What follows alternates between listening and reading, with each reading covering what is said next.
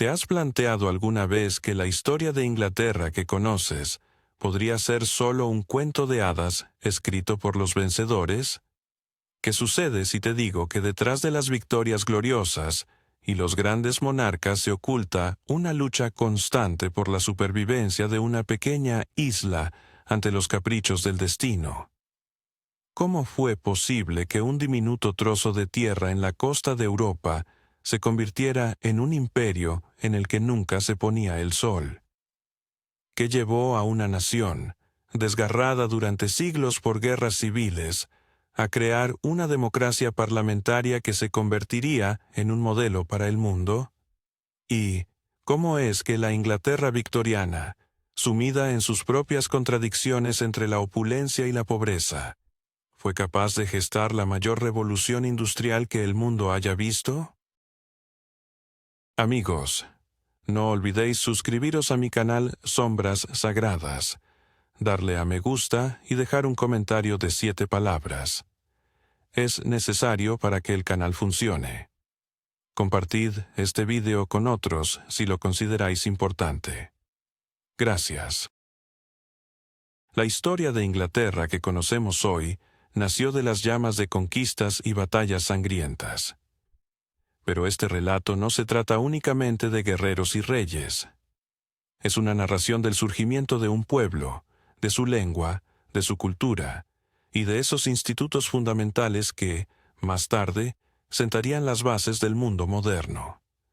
Es el relato de cómo una pequeña isla se enfrentó a enormes imperios y forjó su propio camino, desbordante de influencia y magnitud. Antes de que Guillermo el Conquistador pisara las costas inglesas, esta tierra ya había sido testigo de transformaciones dramáticas a lo largo de los siglos. Durante mucho tiempo, hasta la conquista normanda, en 1066, el territorio estaba habitado por los celtas, un pueblo enigmático que dejó un legado de misteriosos círculos de piedra y santuarios paganos. Sus ecos aún resuenan en los nombres de ríos y colinas que salpican la geografía británica.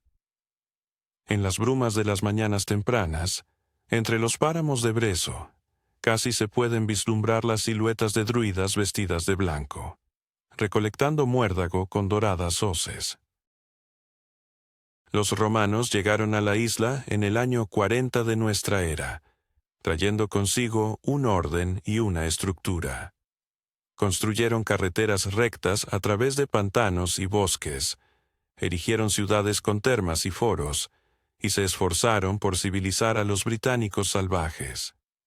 A lo largo de las fronteras del norte, se alzó la majestuosa muralla del emperador Adriano, una división de piedra que marcaba el límite del mundo romano, tras el cual se extendían las tierras de los rebeldes pictos y escotos. En las frías noches de invierno, los legionarios romanos atisbaban en la oscuridad desde las torres de la muralla, escuchando el aullido del viento y los lejanos gritos de los bárbaros.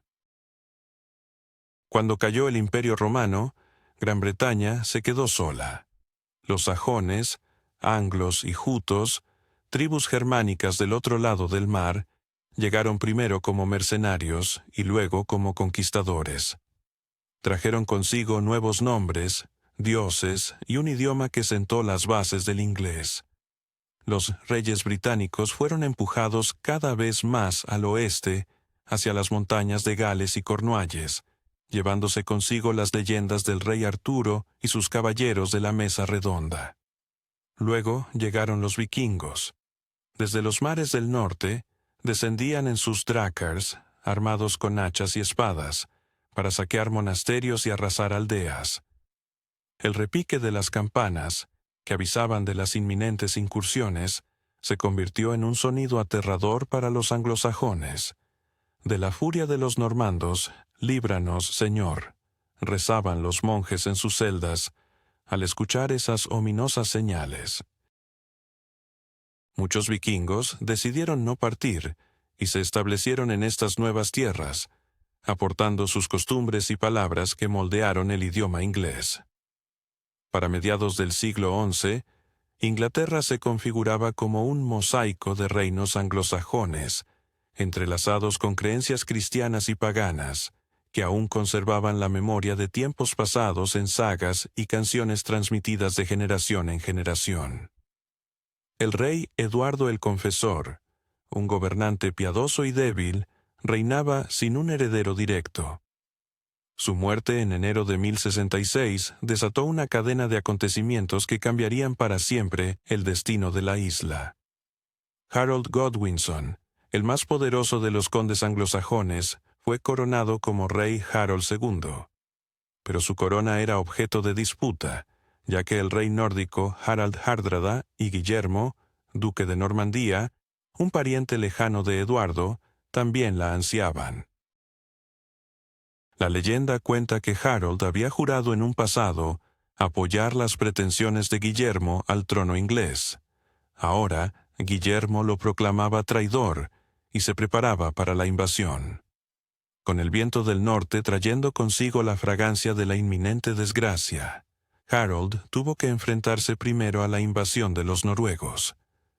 Después de derrotarlos en la sangrienta batalla de Stamford Bridge, y sin tiempo para celebrar su victoria, recibió la noticia del desembarco de los normandos en la costa sur. Sin descanso, con un ejército mermado, Harold emprendió una marcha desesperada hacia el sur para enfrentar la nueva amenaza. El 14 de octubre de 1066, dos ejércitos se encontraron en la colina de Senlac, cerca de Hastings. Los anglosajones formaron un famoso muro de escudos, una densa pared de protección. Los normandos atacaron a caballo, sus caballeros, cubiertos de armaduras, y los arqueros lloviendo flechas sobre los defensores. La batalla se prolongó durante todo el día, y al caer la tarde, una flecha impactó en el ojo del rey Harold. Con su muerte, el muro anglosajón se desmoronó, y los normandos aseguraron la victoria. Así comenzó una nueva era en la historia de Inglaterra. Guillermo, ahora el Conquistador, entró en Londres y fue coronado en la abadía de Westminster el día de Navidad de 1066. Se dio inicio a la época normanda, y Inglaterra nunca volvería a ser la misma. Guillermo trajo consigo un sistema de gobierno y organización social completamente nuevo: el feudalismo. La nobleza anglosajona fue desplazada, sus tierras confiscadas y entregadas a varones normandos.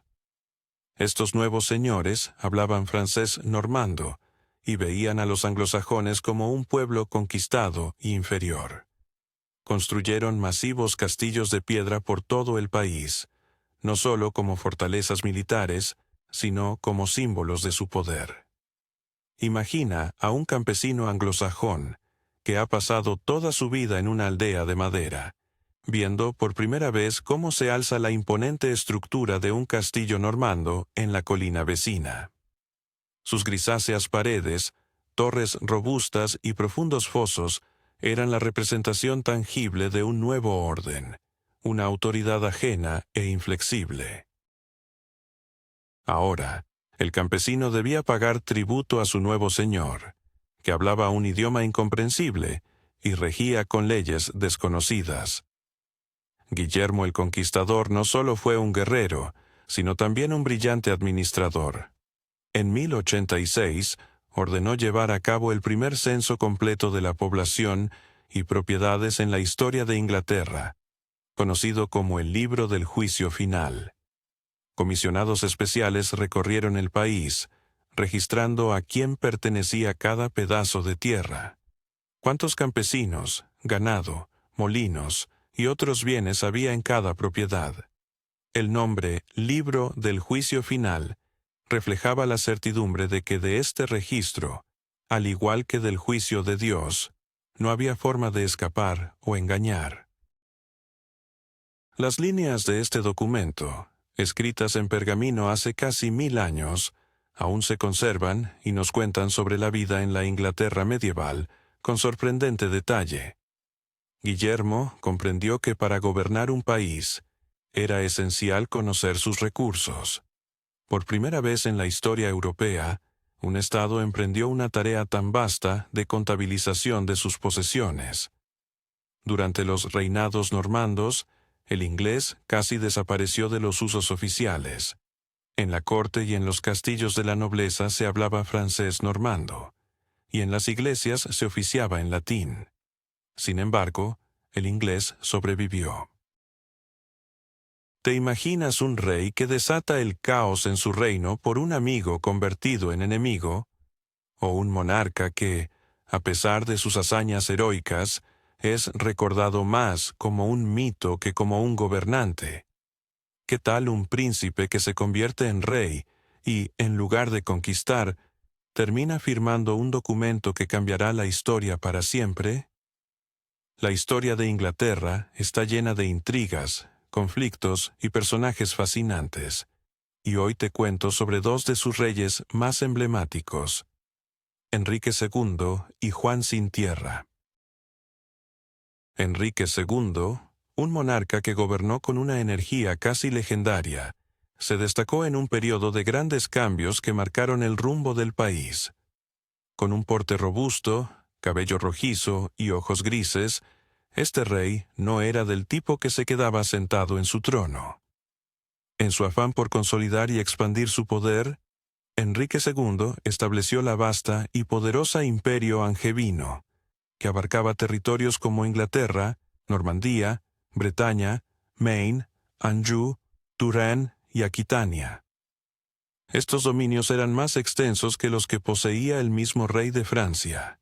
Sin embargo, su legado más significativo no radica en la conquista de tierras, sino en las reformas legales que implementó, las cuales sentaron las bases del sistema judicial inglés moderno. Enrique II amplió la red de jueces reales que recorrían el país para administrar justicia en nombre del rey. Esto permitió unificar los diferentes sistemas legales que existían, fortaleciendo así la autoridad real en cada rincón de su reino. Además, introdujo la figura del jurado, compuesta por ciudadanos comunes, que bajo juramento daban testimonio sobre los hechos relevantes de cada caso. Con el tiempo, este sistema evolucionaría hacia lo que hoy conocemos como el juicio por jurados. Sin embargo, su reinado no estuvo exento de controversias, particularmente su enfrentamiento con la Iglesia, personificado en su relación con Thomas Becket, el arzobispo de Canterbury. Lo que comenzó como una amistad cercana entre Enrique y Tomás se tornó en un conflicto feroz. Enrique había nombrado a Becket como canciller y luego arzobispo con la esperanza de contar con un aliado en la Iglesia. Pero Tomás tomó una postura firme en defensa de las prerrogativas eclesiásticas, desafiando la autoridad del rey.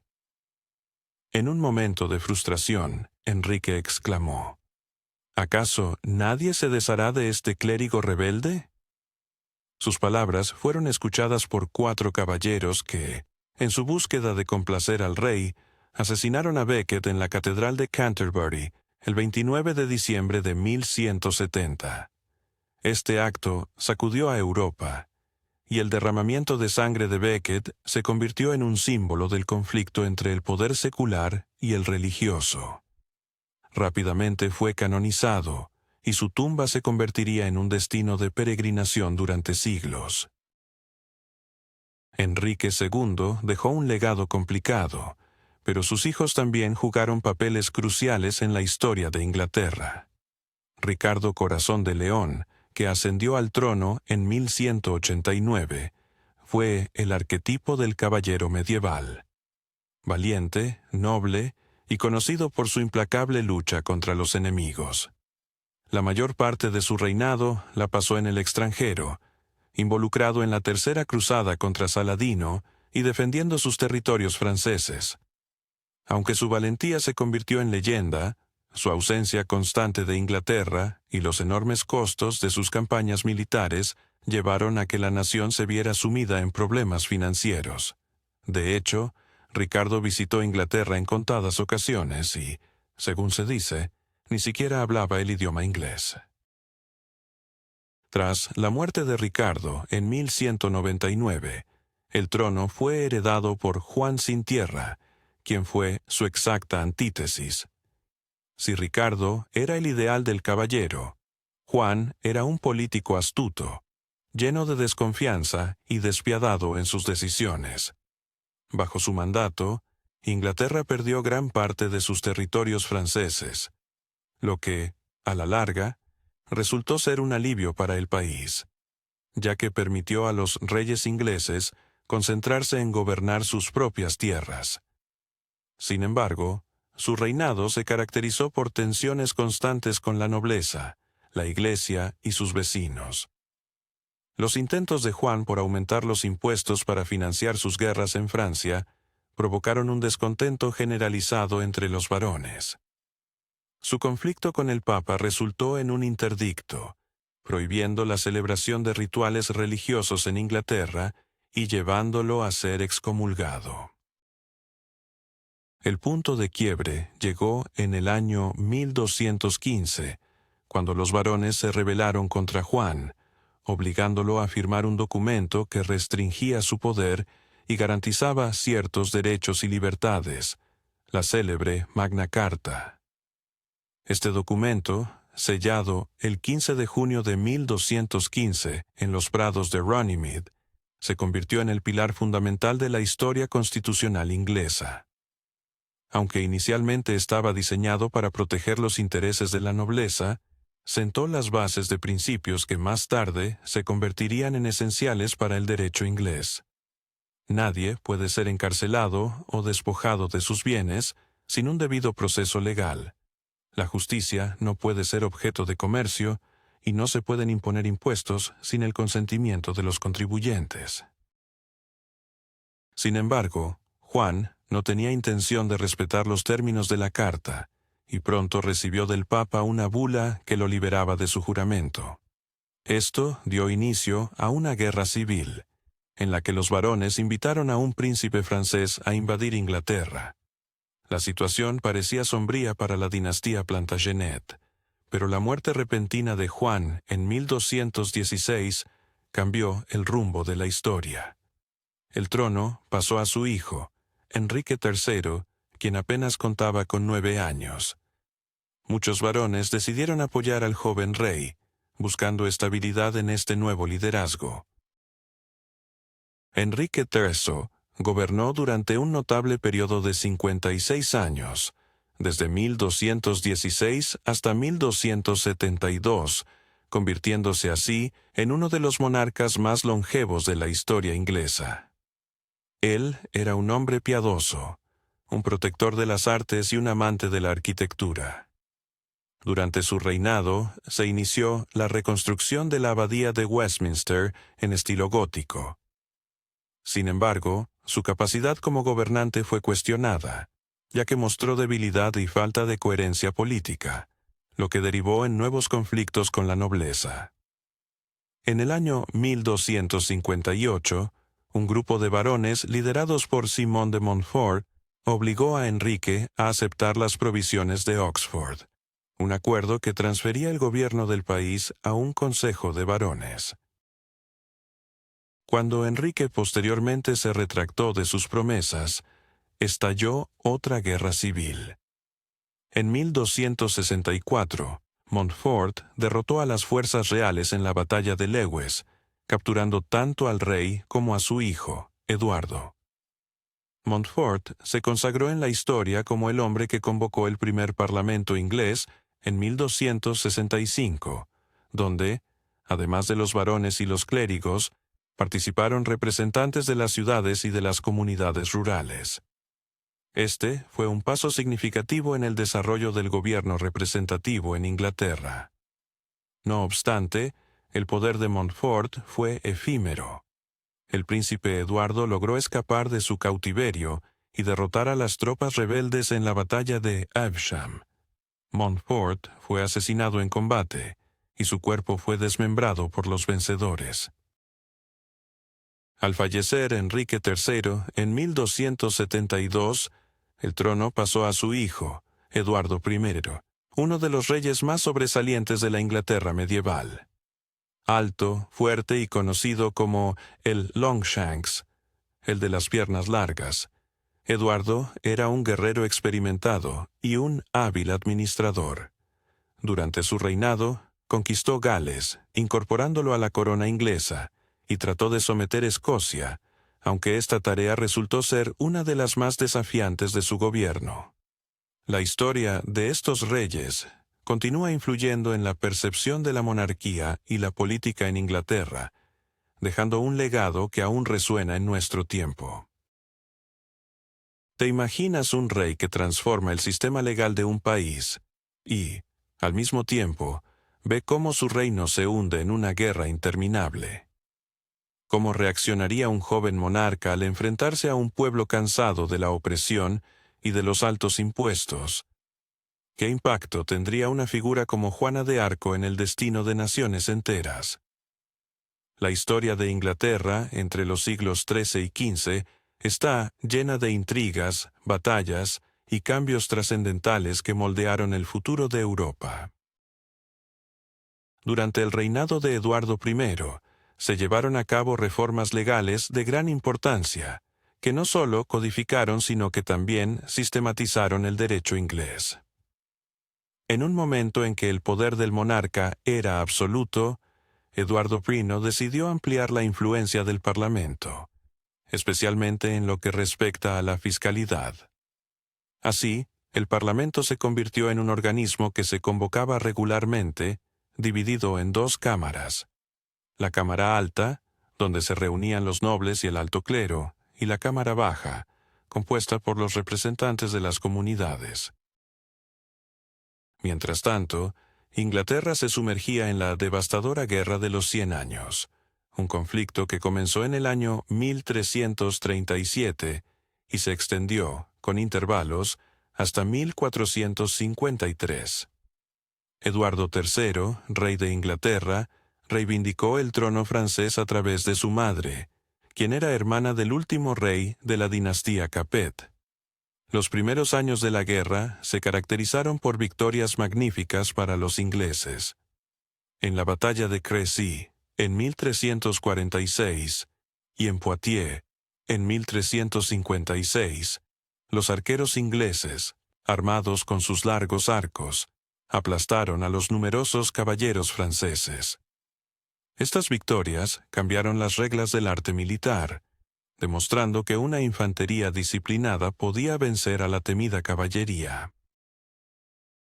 A raíz de este conflicto, tanto Inglaterra como Francia experimentaron un aumento en el sentimiento nacional. El idioma inglés comenzó a recuperar su lugar en la oficialidad, desplazando al francés. En 1362, Eduardo III ordenó que los procedimientos judiciales se llevaran a cabo en inglés. Esto dio lugar a un renacimiento literario que culminaría con obras de poetas como Geoffrey Chaucer, quien escribió sus Cuentos de Canterbury, cimentando así las bases de la literatura inglesa. Sin embargo, la prolongada guerra requería recursos inmensos, y el peso fiscal recaía sobre los campesinos y las ciudades, lo que generó un creciente descontento. En 1381, cuando el gobierno impuso un nuevo impuesto sobre las cabezas de la población, la paciencia del pueblo se agotó. Así comenzó la mayor revuelta campesina de la Inglaterra medieval, liderada por Wat Tyler. Miles de campesinos marcharon hacia Londres exigiendo la abolición de la servidumbre, la reducción de impuestos y el castigo a los funcionarios corruptos. La revuelta tomó la capital. Incendiaron el Palacio de Savoy, perteneciente al odiado duque de Lancaster, y ejecutaron al arzobispo de Canterbury y al tesorero. El joven rey Ricardo II, que apenas contaba con 14 años, mostró un coraje sorprendente al reunirse personalmente con los rebeldes en el campo de Mile End, accediendo a sus demandas. Sin embargo, en un segundo encuentro en Smithfield, Wat Tyler fue asesinado por el alcalde de Londres, y la revuelta fue sofocada. A pesar de que las promesas del rey quedaron sin cumplir, el levantamiento demostró que los campesinos ingleses ya no eran siervos sumisos dispuestos a tolerar el yugo. El reinado de Ricardo II llegó a un final trágico. Al llegar a la adultez, mostró tendencias despóticas, generando conflictos con el parlamento y con los varones clave de su reino. En 1399, su primo Enrique Bolingbroke, duque de Lancaster, regresó del exilio, lideró una revuelta y usurpó el trono. Ricardo fue encarcelado en el castillo de Pontefract, donde pronto murió, presumiblemente asesinado. Enrique IV, primer rey de la Casa de Lancaster, dedicó su reinado a sofocar insurrecciones y consolidar su poder. Su hijo, Enrique V, reanudó la guerra contra Francia y logró una victoria memorable en la batalla de Azincourt en 1415.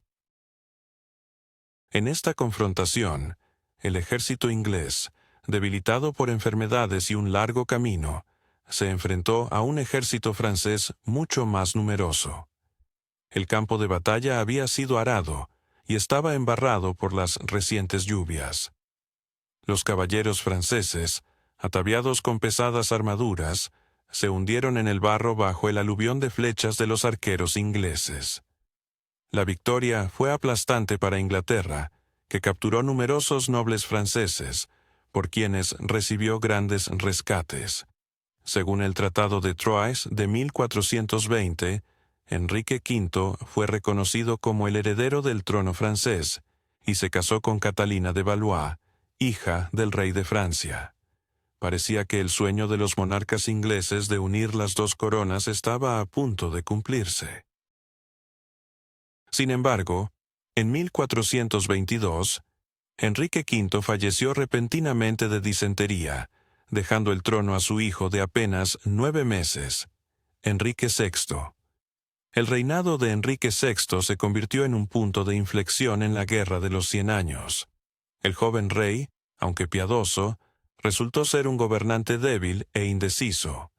Bajo su mando, los ingleses comenzaron a perder gradualmente sus posesiones en Francia, especialmente con la aparición de Juana de Arco, quien inspiró a los franceses a resistir.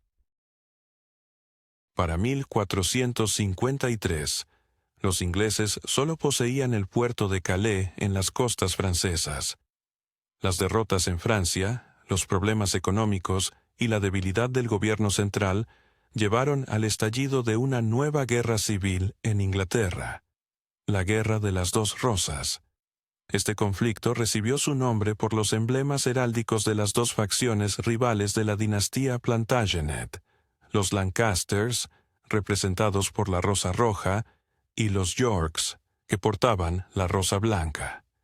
Los primeros enfrentamientos ocurrieron en 1455, cuando Ricardo, duque de York, reclamó el trono, argumentando que sus derechos dinásticos eran superiores a los de Enrique VI. La nación se dividió en dos bandos, dando inicio a una serie de sangrientos combates. La Guerra de las Dos Rosas se caracterizó por su crueldad, ya que no solo se luchaba por el poder, sino también por la supervivencia. Los derrotados eran frecuentemente ejecutados para evitar futuras represalias. Tras la batalla de Tewkesbury en 1471, el príncipe Eduardo de Lancaster, único hijo de Enrique VI, fue asesinado, y Enrique fue encarcelado en la Torre de Londres, donde probablemente fue ejecutado por orden del rey yorkista Eduardo IV. Eduardo IV, hijo de Ricardo de York, fue el primer rey de la Casa de York.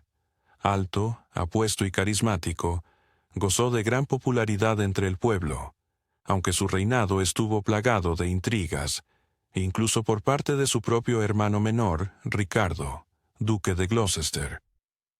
Cuando Eduardo IV murió inesperadamente en 1483, dejando a dos hijos menores, Ricardo tomó el poder, declarando a los niños ilegítimos. El joven Eduardo V, de 12 años, y su hermano menor, Ricardo, fueron encarcelados en la torre y pronto desaparecieron. Su destino se ha convertido en uno de los mayores misterios de la historia inglesa. la versión más aceptada sostiene que los niños fueron asesinados por orden de su tío, quien se convirtió en rey bajo el nombre de Ricardo III. El reinado de Ricardo III fue breve y tumultuoso. Muchos lo consideraban un usurpador y asesino de sus propios sobrinos. En agosto de 1485, Enrique Tudor, quien poseía derechos lejanos al trono a través de la línea de Lancaster, desembarcó en Gales con un pequeño ejército y marchó hacia Londres. El 22 de agosto, las tropas de Ricardo y Enrique se encontraron en la batalla de Bosworth. El desenlace de la contienda fue decidido por una traición. Uno de los principales aliados de Ricardo, Stanley, cambió de bando y se unió a Enrique. Al percibir su inminente derrota, Ricardo optó por atacar personalmente a Enrique. Según las crónicas, logró abrirse camino a través de la guardia y casi alcanzó a su oponente, pero fue rodeado y asesinado. Su cuerpo fue desnudado, atado a un caballo y llevado a Leicester, donde se exhibió al público. La corona que se le había caído de la cabeza. ¿Quién era realmente Enrique Ófido, el rey que desató pasiones y asesinatos en su búsqueda por un heredero? ¿Qué llevó a María Tudor, conocida como María la Sanguinaria, a perseguir a los protestantes de su tiempo? ¿Y cómo la astuta Isabel I logró mantener el control de su reino mientras desataba el esplendor cultural de la Inglaterra isabelina? Estas preguntas nos llevan a un fascinante recorrido por la historia de Inglaterra y sus monarcas más controvertidos. Enrique VII se erigió como un gobernante calculador y astuto, consolidando el poder real tras la turbulenta Guerra de las Dos Rosas. No solo aplastó las últimas revueltas de los yorquistas, sino que también llenó las arcas del reino. Su matrimonio con Isabel de York, hija de Eduardo IV, simbolizó la unión de las casas rivales y marcó el inicio de una nueva era. Bajo su reinado, Inglaterra empezaba a emerger de la oscuridad medieval. Los signos del Renacimiento se hacían evidentes. La economía florecía, especialmente el comercio con los Países Bajos e Italia, mientras que Londres se convertía en un importante centro europeo. Pero el legado de Enrique VIII es más conocido por sus tumultuosos matrimonios y su insaciable búsqueda de un heredero masculino. Su primera esposa, Ana Bolena, madre de la futura reina Isabel I, fue decapitada bajo acusaciones de traición al no poder brindarle un hijo varón. La tercera esposa, Jane Seymour, logró darle un hijo, Eduardo, pero pereció poco después del parto. Su cuarto matrimonio con Ana de Cleves fue anulado porque Enrique la encontraba poco atractiva, mientras que su quinta esposa, Catalina Howard, fue ejecutada por infidelidad. Solo la sexta esposa, Catalina Parr, sobrevivió a su tirano marido. Para cuando Enrique Higuín falleció en enero de 1547, se había convertido en un rey obeso, enfermo y tiránico, dejando a su hijo de 9 años, Eduardo VI, en el trono. El corto reinado de Eduardo VI estuvo marcado por un notable avance del protestantismo en Inglaterra. Criado en un ambiente reformista, el joven rey fomentó cambios significativos, como la introducción de un libro de oraciones en inglés y la modificación de los interiores de las iglesias. Sin embargo, su muerte a causa de la tuberculosis en 1553 condujo a la corona a su hermana mayor, María, hija de Catalina de Aragón. Este nuevo reinado trajo consigo un giro hacia el catolicismo. María, ferviente católica, restauró el dominio papal en Inglaterra, reviviendo la misa católica y persiguiendo a los protestantes. En solo 5 años, aproximadamente 300 protestantes fueron quemados en la hoguera, incluyendo al arzobispo de Canterbury, Tomás Cranmer. Estos actos de brutalidad le valieron a María el apodo de María la Sanguinaria. generando repulsión incluso entre algunos católicos. Su matrimonio con el príncipe español Felipe, futuro rey de España, también generó descontento entre los ingleses, quienes temían la influencia extranjera. A la muerte de María, en noviembre de 1558, el trono pasó a su media hermana, Isabel I, hija de Ana Bolena. Así comenzó una de las épocas más brillantes de la historia inglesa, la era isabelina. Isabel I emergió como una figura excepcional y una política astuta, heredando la determinación y el ingenio de su padre, junto con el carisma de su madre. Con una educación sobresaliente, hablaba varios idiomas, tocaba la laúd, bailaba y escribía poesía. Su principal talento, no obstante, era su capacidad para manejar a las personas y encontrar compromisos. En cuestiones religiosas, Isabel optó por un camino intermedio, restaurando el protestantismo en una forma moderada que permitía la conservación de muchas tradiciones. Isabel nunca se casó, a pesar de tener numerosos pretendientes.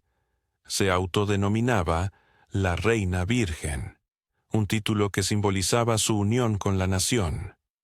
Un matrimonio con un príncipe extranjero podría acarrear influencias externas, mientras que uno con un súbdito inglés podría dar lugar a intrigas palaciegas. Su reinado fue un periodo de esplendor cultural, marcado por figuras literarias como Shakespeare, Marlowe y Spenser. Los teatros de Londres, incluido el famoso Globe, atraían a miles de espectadores. La música, la poesía y la pintura florecieron bajo la protección de la reina y su corte. Sin embargo, la era isabelina no fue exenta de conflictos. Inglaterra mantenía una constante confrontación con la católica España, que en esa época era una superpotencia. Los corsarios ingleses, como Francis Drake y John Hawkins, atacaban los barcos y colonias españolas en el Nuevo Mundo. En 1588, el rey Felipe II de España, antiguo esposo de María Tudor, lanzó contra Inglaterra una imponente flota conocida como la Armada Invencible, con el propósito de derrocar a Isabel y reemplazarla por una gobernante católica. Sin embargo, el astuto almirante Howard y el mismo Drake lograron derrotar a los españoles en una serie de enfrentamientos navales, mientras que una tormenta final completó el hundimiento de la flota. Esta victoria consolidó a Inglaterra como una potencia marítima y un bastión del protestantismo. Una de las amenazas más constantes para Isabel fue su prima, María Estuardo, reina de Escocia y ex-reina de Francia. Católica y con derechos al trono inglés, María se convertía en el foco de atención para los conspiradores católicos. Tras ser destronada en Escocia, huyó a Inglaterra, buscando refugio en Isabel.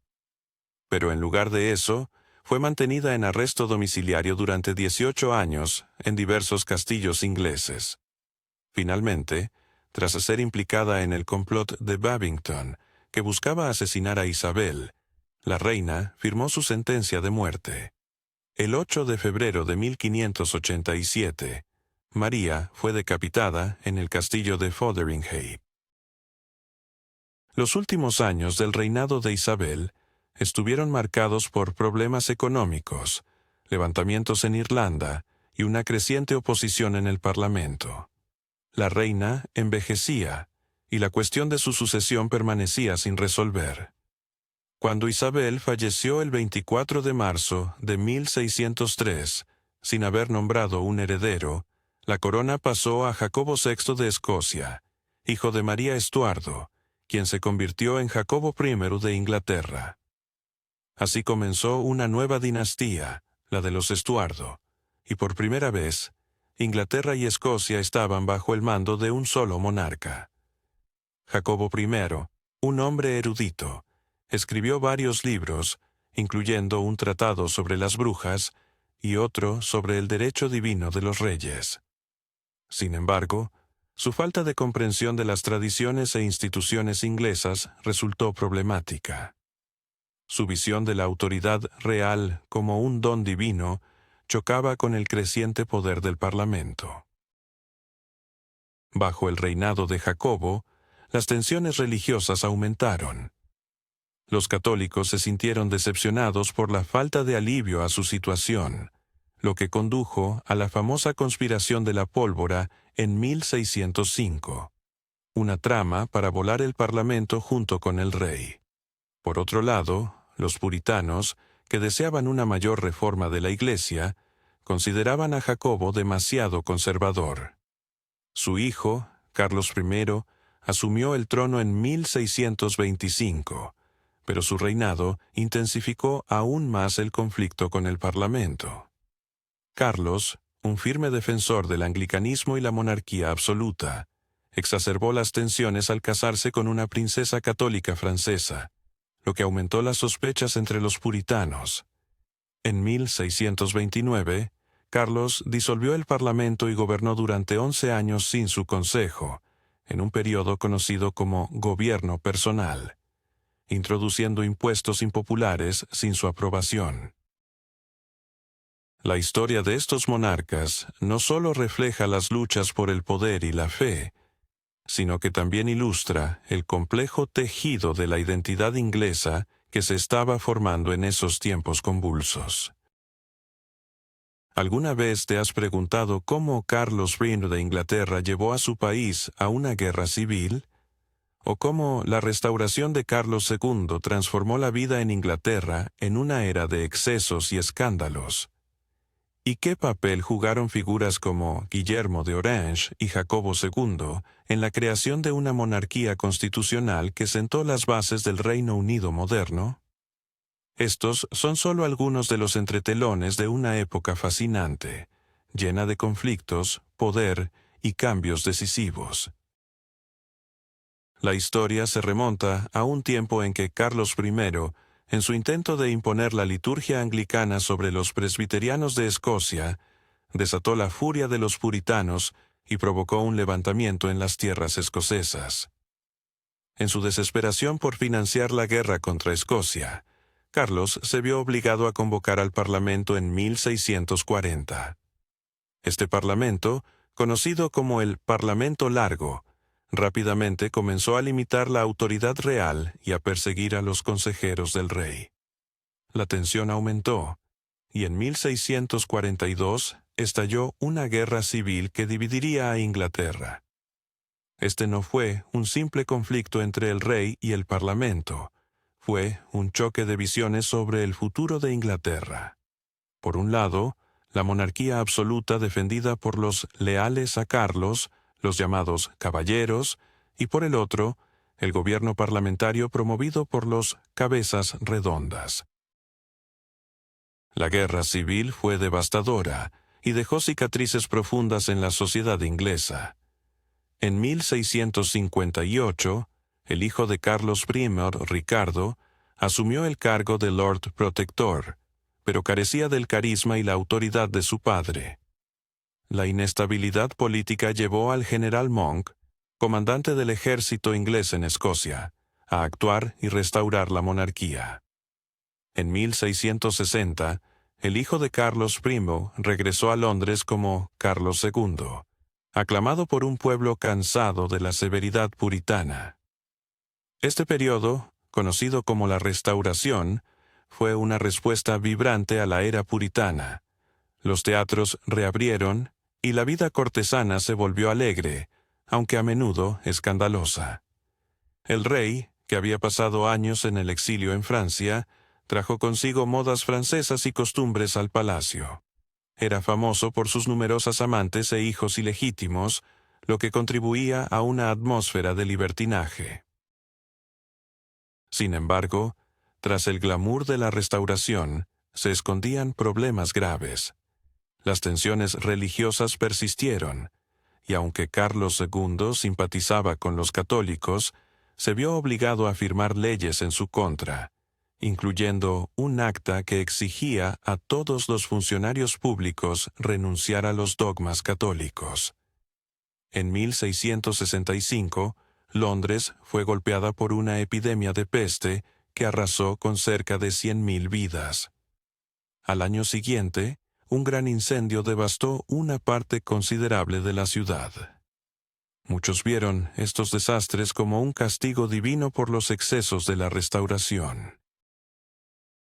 La reconstrucción de Londres, tras el incendio, representó una oportunidad para un renacimiento arquitectónico. Bajo la dirección del arquitecto Christopher Wren, se erigieron varias iglesias nuevas, entre ellas la majestuosa Catedral de San Pablo, que se convirtió en un símbolo del renacer de la ciudad. Durante este tiempo, también comenzaron a formarse en la política inglesa dos partidos distintos. Los Tories, que apoyaban una monarquía fuerte y la Iglesia anglicana, y los Whigs, que abogaban por la limitación del poder real y la tolerancia religiosa. Originalmente, estos nombres eran despectivos, provenientes de términos utilizados en Irlanda y Escocia. Cuando Carlos II falleció en 1685, su hermano Jacobo, duque de York, ascendió al trono como Jacobo II. Este rey, abiertamente católico, generó inquietud entre la mayoría protestante del país. Sus decisiones de nombrar católicos en altos cargos y su intención de suspender las leyes contra ellos fueron vistas como amenazas a las libertades de sus súbditos. La llegada de un heredero católico, el hijo de Jacobo con su segunda esposa, María de Módena, desató la alarmante perspectiva de una dinastía católica en el trono inglés. La situación llevó a 7 influyentes políticos, tanto Whigs como Tories, a invitar a Guillermo de Orange, gobernador de los Países Bajos y esposo de María, a intervenir. En noviembre de 1688, Guillermo desembarcó en Inglaterra con un ejército holandés. Jacobo, abandonado por la mayoría de sus aliados, huyó a Francia.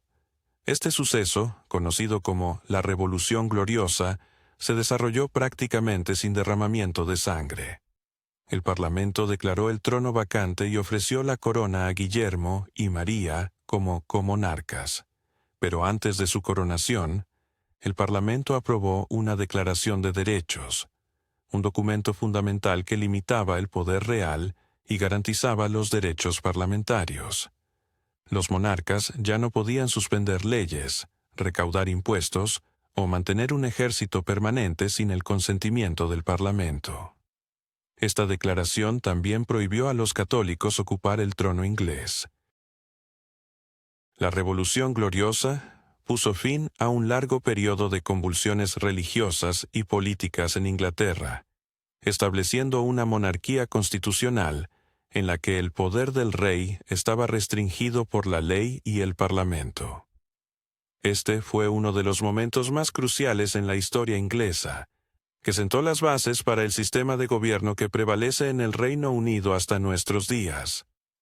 Tras la muerte de María en 1694 y de Guillermo en 1702, la corona pasó a Ana, la hija menor de Jacobo II.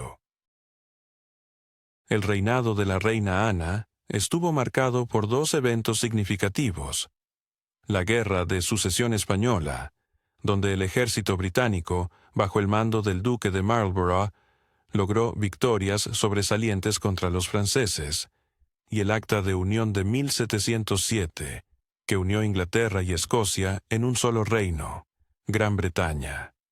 Ana tuvo 17 embarazos, pero ninguno de sus hijos sobrevivió hasta la adultez. Su muerte, en 1714, marcó el fin de la dinastía Estuardo y la transición a la dinastía Hannover, encabezada por Jorge, el elector de Hannover, nieto de Jacobo I por línea materna. Así comenzó la dinastía Hannover, que gobernaría el Reino Unido hasta principios del siglo XX. Jorge I, que hablaba poco inglés y pasaba gran parte del tiempo en sus posesiones alemanas, propició un aumento en el poder del gabinete y del primer ministro. Sir Roberto Walpole, que ocupó el cargo de primer Lord del Tesoro desde 1721 hasta 1074, es considerado el primer ministro real en la historia británica. El siglo XVIII fue un periodo de notable estabilidad y prosperidad para Gran Bretaña. El país participó en una serie de guerras contra Francia, consolidando su posición como una potencia colonial líder. La rivalidad en América del Norte e India fue especialmente significativa, donde los británicos finalmente lograron la victoria. La Guerra de los 7 Años, entre 1756 y 1763, se convirtió en un verdadero conflicto global, con Gran Bretaña y Prusia enfrentándose a Francia, Austria, Rusia y España. La Armada Británica, comandada por los almirantes Hawke y Boscawen, logró victorias decisivas sobre los franceses, mientras que, en la India, las fuerzas de la Compañía de las Indias Orientales, lideradas por Robert Clive, derrotaron a los franceses y a sus aliados indios, estableciendo las bases para la India británica. Como resultado del Tratado de París, en 1763, Gran Bretaña adquirió de Francia Canadá, la mitad oriental de Luisiana, varias islas caribeñas, Senegal en África y una posición dominante en India. Este fue el apogeo del primer imperio británico, basado en el comercio, el poder naval y las colonias en América del Norte y el Caribe. Sin embargo, pronto el imperio enfrentó una grave crisis. Los intentos de Londres de imponer nuevos impuestos a las colonias americanas para cubrir los gastos de su protección desencadenaron la resistencia de los colonos, lo que llevó a la Revolución Americana. El 4 de julio de 1776, 13 colonias proclamaron su independencia de Gran Bretaña. La guerra por la independencia de los Estados Unidos se prolongó hasta 1783 y finalizó con la derrota británica. La pérdida de las colonias americanas fue un duro golpe para el prestigio británico, aunque no detuvo el crecimiento del imperio. La atención de Gran Bretaña se volvió hacia India, África y posteriormente Australia, dando inicio al Segundo Imperio Británico. Este periodo coincidió con el comienzo de la Revolución Industrial, que transformó completamente la economía y la sociedad británica. ¿Quién realmente gobernó el mundo durante la Revolución Industrial? ¿Fue el primer tren de George Stephenson, el verdadero motor del cambio, o solo un símbolo de una era de desigualdades? ¿Y qué papel jugó la reina Victoria en la consolidación del Imperio Británico? Estos son solo algunos de los interrogantes que nos llevan a explorar un periodo fascinante y turbulento de la historia. La Revolución Industrial transformó radicalmente la manera en que se producían bienes y se organizaba la sociedad. Las primeras fábricas, que surgieron en la industria textil, se establecieron en los valles de los ríos de Lancashire y Yorkshire. En estas localidades, la energía hidráulica fue la primera en alimentar los telares, y más tarde, el vapor se convirtió en el motor que impulsaba este nuevo mundo productivo. La producción de tejidos de algodón se multiplicó por decenas, lo que llevó a que Gran Bretaña se convirtiera en la taller del mundo. Pero esta revolución no se limitó solo a los textiles. La metalurgia pronto se unió al festín. La introducción del coque, en lugar del carbón vegetal para la fundición de hierro, gracias a la invención de Abraham Darby, incrementó drásticamente la producción de metal. Con ello, los puentes de hierro, los rieles y las máquinas comenzaron a proliferar, cambiando la infraestructura de la nación. La revolución en el transporte tomó forma a través de la construcción de una extensa red de canales, que conectó los principales centros industriales con los puertos. Pero el verdadero cambio llegó con la llegada de las ferrocarriles.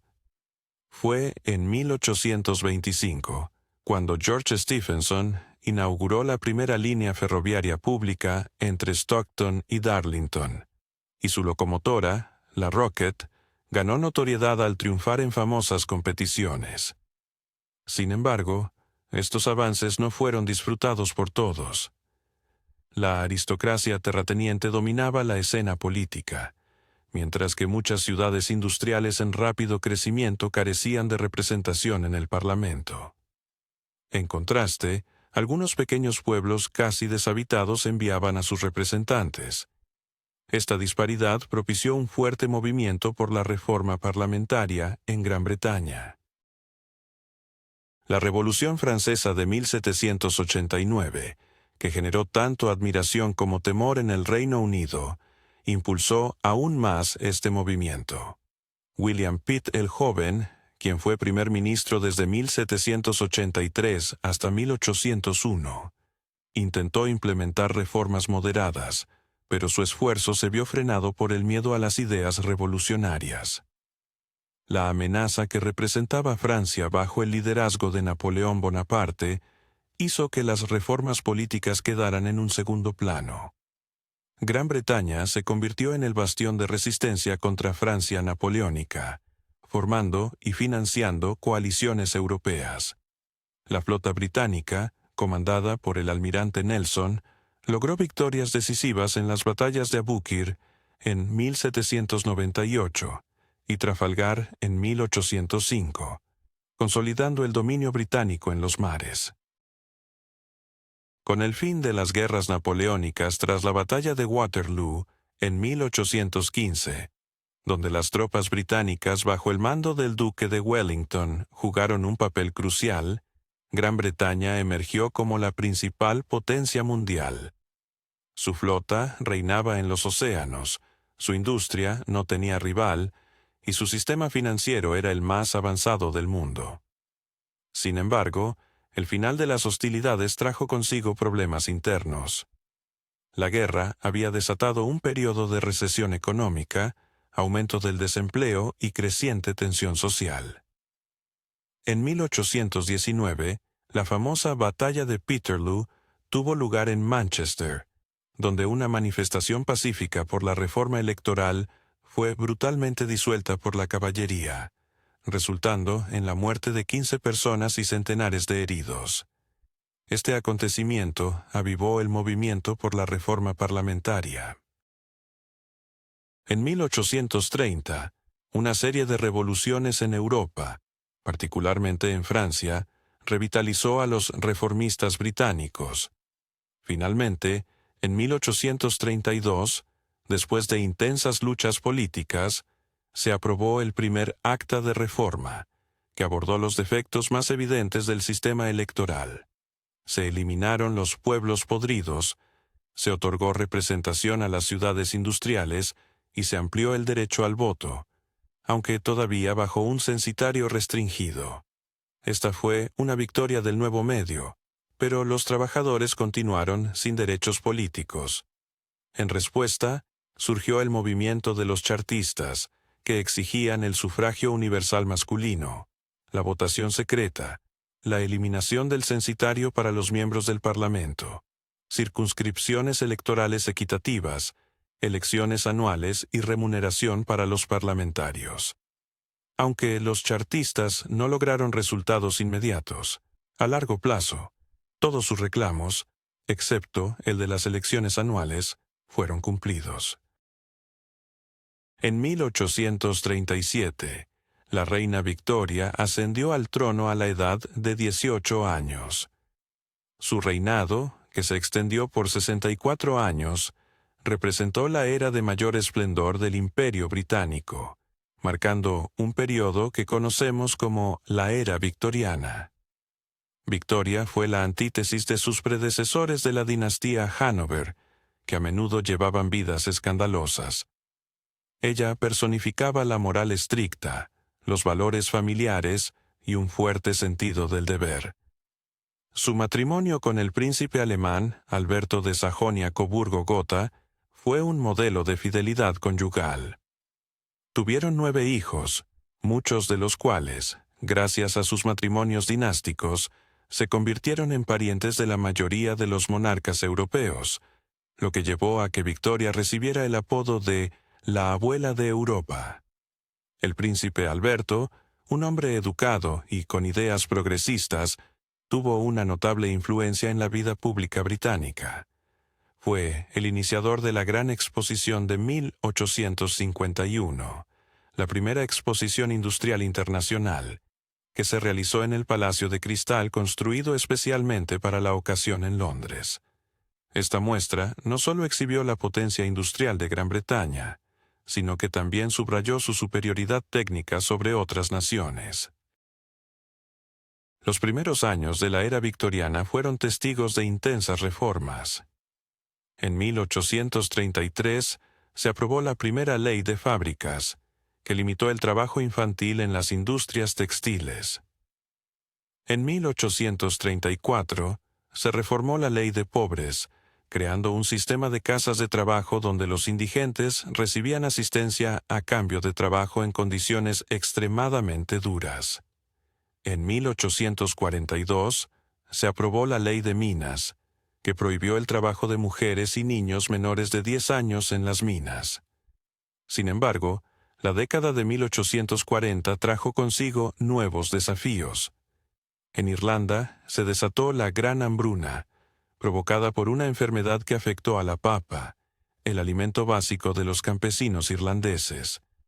Aproximadamente 1 millón de personas murieron de hambre y enfermedades, mientras que otro millón emigró, principalmente hacia los Estados Unidos. La población irlandesa se redujo casi en una cuarta parte. Las acciones del gobierno británico, que se adhirió a principios de liberalismo económico y no tomó medidas suficientes para ayudar a los hambrientos, generaron un profundo resentimiento en Irlanda, un sentimiento que perdura hasta hoy. A mediados del siglo, Gran Bretaña llegó al apogeo de su influencia global. Producía más de la mitad del carbón y de los tejidos de algodón del mundo, y 1/3 de los productos industriales. Londres se convirtió en la capital financiera del mundo, y la libra esterlina se consolidó como la moneda de reserva internacional. La flota británica era la más grande del planeta, protegiendo las rutas comerciales y proyectando la fuerza del imperio desde Canadá hasta Australia, desde Gibraltar hasta Hong Kong. Gran Bretaña adoptó una política de brillante aislamiento, evitando alianzas permanentes con otras potencias y solo interviniendo en los asuntos europeos para mantener el equilibrio de poder. No obstante, continuó expandiendo su imperio, especialmente en África y Asia. La Guerra de Crimea, que tuvo lugar entre 1853 y 1856, evidenció tanto la fuerza como las debilidades de la máquina militar británica. El valor de los soldados británicos en batallas como Balaclava, famosa por la carga de la Brigada Ligera, e Inkerman, se vio empañado por una desorganización logística que resultó en más bajas por enfermedades que por fuego enemigo. Los informes de los corresponsales de guerra, en particular de William Howard Russell del periódico Times, permitieron por primera vez al público conocer las realidades del conflicto, lo que resultó en la caída del gobierno y reformas en el ejército. En 1857 estalló la rebelión de los cipayos en India, un levantamiento de los soldados indios, los cipayos, al servicio de la Compañía de las Indias Orientales. Aunque la revuelta fue sofocada de manera severa, ¿te has preguntado alguna vez cómo figuras como Benjamin Disraeli y William Gladstone moldearon la política británica durante el siglo XIX? ¿Cómo el Acta de Voto Secreto de 1872 transformó el proceso electoral, reduciendo el miedo y la corrupción? ¿Qué oscuros secretos se ocultaban detrás de la brillante fachada de la Inglaterra victoriana? Prepárate para un recorrido fascinante a través de la historia de una nación en transformación, donde el brillo del imperio se enfrentaba a las sombras de la desigualdad y las luchas sociales. Durante la época victoriana, Las dos principales fuerzas políticas en Gran Bretaña eran los conservadores, conocidos anteriormente como los Tories, y los liberales, que habían sido los Whigs. Sus líderes, Benjamin Disraeli y William Gladstone, representaban dos visiones contrastantes de la política. Disraeli, un firme defensor del conservadurismo ilustrado, combinaba el imperialismo en el ámbito exterior con reformas sociales en el interior. Su habilidad para ganarse el favor de la reina Victoria, al alimentar sus ambiciones imperiales, se tradujo en hitos significativos para el Reino Unido. Bajo su liderazgo, Gran Bretaña adquirió el control mayoritario del Canal de Suez, anexó el Transvaal en Sudáfrica y proclamó a Victoria como emperatriz de la India. En contraposición, Gladstone, un hombre profundamente religioso, abogaba por una política guiada por la moral, promovía la autonomía irlandesa y era escéptico ante la expansión imperial. Su gobierno llevó a cabo reformas cruciales en educación, administración pública y en el ejército, además de abrir debates filosóficos y religiosos que marcaron la época.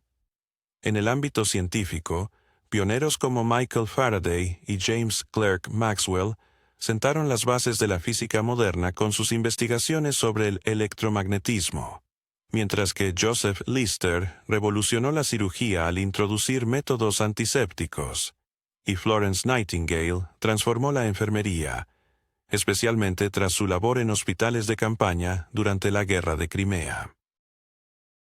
Sin embargo, el periodo victoriano también estaba marcado por profundos contrastes sociales.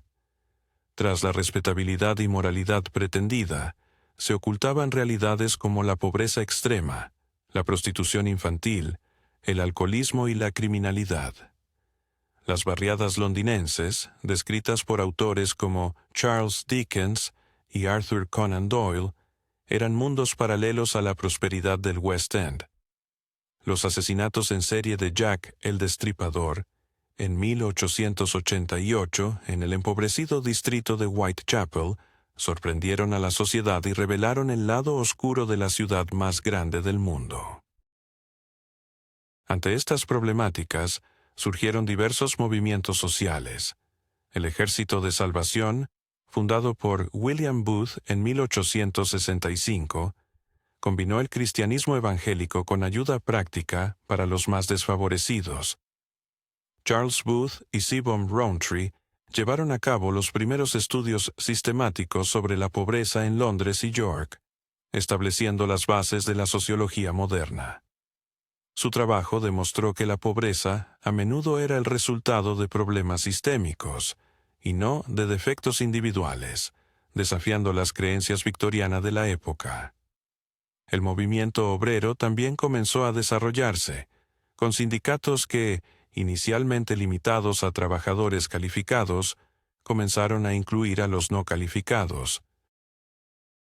La gran huelga de los estibadores en 1889 en Londres, liderada por Ben Tillett, mostró la nueva fuerza del trabajo organizado. En 1881, Henry Hyndman fundó la Federación Socialdemócrata, la primera organización marxista en Gran Bretaña. Posteriormente, en 1900, se fundó el Partido Laborista, que con el tiempo reemplazó al Partido Liberal como la principal alternativa a los conservadores. El movimiento femenino también ganó fuerza durante esta época. Pioneras del feminismo como Barbara Bodichon y Emily Davis luchaban por el acceso de las mujeres a la educación superior y a profesiones. En 1869, John Stuart Mill publicó su influyente ensayo El sometimiento de las mujeres, abogando por la necesidad de igualdad de género. Hacia el final del siglo, el movimiento sufragista, liderado por Millicent Fawcett, y más tarde por las radicales Emmeline y Christabel Pankhurst, comenzó una campaña por el derecho al voto de las mujeres, aunque el éxito total no llegaría hasta después de la Primera Guerra Mundial. A medida que el reinado de la reina Victoria llegaba a su fin, Gran Bretaña se enfrentaba a nuevos desafíos. Su supremacía industrial se desvanecía, mientras que Estados Unidos y Alemania comenzaban a alcanzarla e incluso superarla en algunas áreas. La expansión del imperio continuaba, especialmente en África durante la lucha por el continente en las décadas de 1880 y 1890, pero mantenerlo se volvía cada vez más difícil. La Guerra de los Bóeres entre 1899 y 1902 en Sudáfrica evidenció estas dificultades.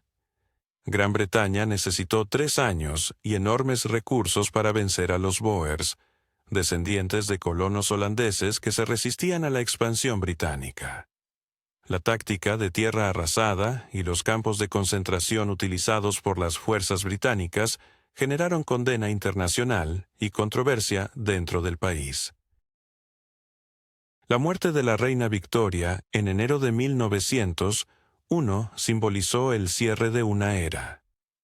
Su hijo, Eduardo VII, quien había sido príncipe de Gales durante mucho tiempo, ascendió al trono a la edad de 59 años. Su breve reinado, conocido como la era eduardiana, se convirtió en un período de transición entre la estabilidad victoriana y los tumultos del siglo XX.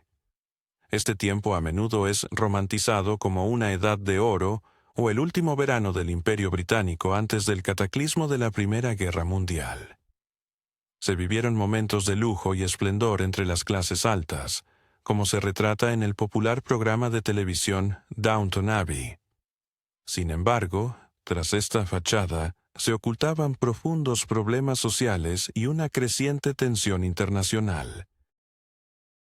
En Europa, se estaba formando un sistema de alianzas opuestas, la Triple Alianza de Alemania, Austria, Hungría e Italia contra la Triple Entente de Francia, Rusia y Gran Bretaña. La carrera armamentista naval entre Gran Bretaña y Alemania agudizaba esta tensión. El imperialismo, el nacionalismo y el militarismo creaban una mezcla explosiva. Cuando estalló la Primera Guerra Mundial en 1914, no solo marcó el final de la era eduardiana, sino de un mundo que jamás volvería a ser el mismo. La antigua Europa, que había dominado los asuntos mundiales durante siglos, ya no sería la misma. La aparente invulnerabilidad del Imperio Británico comenzó un largo camino hacia la descomposición. Sin embargo, los fundamentos de su historia, la democracia parlamentaria, el Estado de Derecho y un sistema judicial independiente, resistieron la prueba del tiempo. Estos principios no solo sobrevivieron a la caída del imperio, sino que también continuaron moldeando la cultura política de Gran Bretaña y de muchas naciones que alguna vez formaron parte de su imperio. Así, la historia de Inglaterra desde la conquista normanda hasta la era victoriana no es simplemente una crónica de reyes y reinas, guerras y tratados de paz. Es la historia de la formación de una nación, de sus instituciones, cultura y cosmovisión. Un relato de progreso a menudo doloroso, que va desde el feudalismo medieval hacia la democracia moderna, desde una sociedad agraria a una industrial, desde un pequeño reino insular a un imperio mundial. A lo largo de esta historia hubo momentos de grandeza y periodos de declive, instantes de triunfo nacional y momentos de vergüenza colectiva. Pero a través de todos estos altibajos se halla el hilo constante de un desarrollo ininterrumpido, una evolución lenta pero firme de la sociedad y sus instituciones. Esta capacidad de cambios evolutivos, en lugar de rupturas revolucionarias, es quizás el legado más importante de la historia inglesa. Hoy en día, al mirar el mapa del mundo, vemos el legado de esta historia en decenas de estados independientes que alguna vez fueron parte del Imperio Británico. Escuchamos su resonancia en el idioma inglés, que se ha convertido en la lengua global de la comunicación internacional, la ciencia, la tecnología y la cultura. Lo observamos en sistemas políticos basados en los principios de democracia parlamentaria y Estado de Derecho, que se originaron en Inglaterra. Así, la historia de Inglaterra desde la conquista normanda hasta la era victoriana no es solo una página de un libro de texto, sino un legado vivo que continúa configurando el mundo en el que vivimos hoy. Al contemplar el Palacio de Westminster, donde se reúne el Parlamento británico, no vemos solo un edificio neogótico del siglo XIX, sino un símbolo de una tradición política cuyas raíces se extienden hasta la Magna Carta de 1215 y más allá. ¿Alguna vez te has preguntado cómo un pequeño país como Inglaterra ha influido en el curso de la historia mundial? ¿Qué papel juegan figuras como William Shakespeare en la construcción de una identidad cultural que perdura a lo largo de los siglos? ¿Cómo han moldeado la geografía, el azar y la voluntad humana el destino de un pueblo? Acompáñanos en este fascinante viaje a través del tiempo, donde exploraremos no solo el pasado de Inglaterra, sino también cómo ese pasado sigue resonando en su presente y su futuro. Al sumergirnos en la obra de Shakespeare, nos encontramos en la intersección entre un genio literario y una cultura que ha sido forjada por siglos de historia inglesa. Este pequeño rincón al borde de Europa ha desempeñado un papel en la historia mundial que resulta desproporcionado en comparación con su tamaño. La historia inglesa es un relato fascinante de cómo la geografía, el azar y la voluntad humana han interactuado, creando resultados impredecibles pero profundamente significativos. Es un relato que sigue desplegándose en la actualidad, en este siglo XXI, mientras Gran Bretaña busca redefinir su lugar en el mundo, después de su era imperial y de su pertenencia a la Unión Europea. La narrativa de Inglaterra no es solo un compendio de acontecimientos pasados, es, en esencia, una herramienta clave para entender su presente y vislumbrar su posible futuro. A lo largo de los siglos, Inglaterra ha sido un crisol de ideas, donde tradición e innovación han encontrado un delicado equilibrio.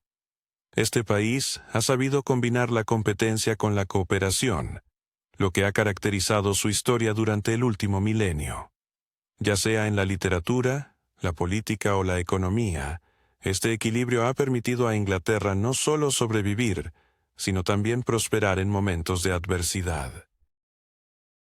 A medida que el mundo avanza y se enfrenta a nuevos desafíos, la historia de Inglaterra sigue siendo un faro que ilumina el camino. Las decisiones que se toman hoy están influenciadas por ese legado cultural y social que ha perdurado a lo largo del tiempo. La búsqueda de identidad, la adaptación al cambio y la capacidad de reinventarse son temas presentes en el discurso contemporáneo británico. ¿Hasta dónde llevará este camino a Gran Bretaña?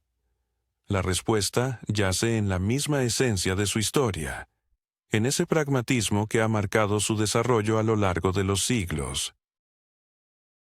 Invitamos a nuestros espectadores a reflexionar sobre estas cuestiones y a participar en este diálogo. ¿Qué temas te gustaría que exploráramos en futuros episodios de Sombras Sagradas? Deja tus sugerencias en los comentarios, suscríbete al canal y no olvides darle un me gusta a este video. Juntos, seguiremos desentrañando las capas de la historia y la cultura que han dado forma a la identidad británica y al mundo en el que vivimos hoy.